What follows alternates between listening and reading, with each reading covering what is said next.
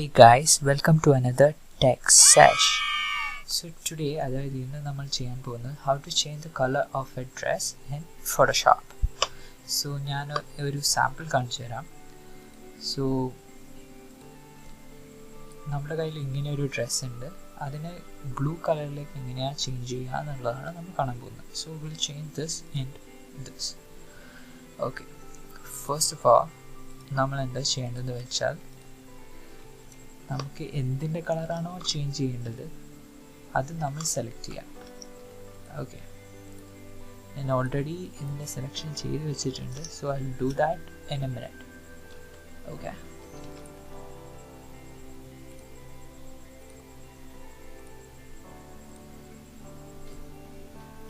അപ്പോൾ so selection already കഴിഞ്ഞിട്ടുണ്ട്. നമ്മൾ ഇനി എന്താ ചെയ്യേണ്ടത് വെച്ചാൽ, ഇവിടെ താഴേക്ക് പോവാം, എന്നിട്ട് അഡ്ജസ്റ്റ്മെൻറ്റിൽ ടേക്ക് ഗ്രേഡിയൻറ്റ് മാപ്പ്. റിമെമ്പർ ഗ്രേഡിയൻറ്റ് മാപ്പ്.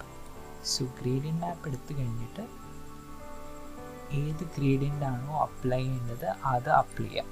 സോ നിങ്ങളുടെ ഫോട്ടോഷോപ്പിൽ സ്റ്റാർട്ടിങ്ങിൽ ഇങ്ങനെയായിരിക്കും ഉണ്ടാവുക. സോ ദിസ് ഇസ് ലൈക്ക് ലൈറ്റുള്ള പോർഷൻ ഡാർക്കും, ഡാർക്കുള്ള പോർഷൻ ലൈറ്റും എന്ന രീതിയിലാണ് ഉള്ളത്. So we have to flip that.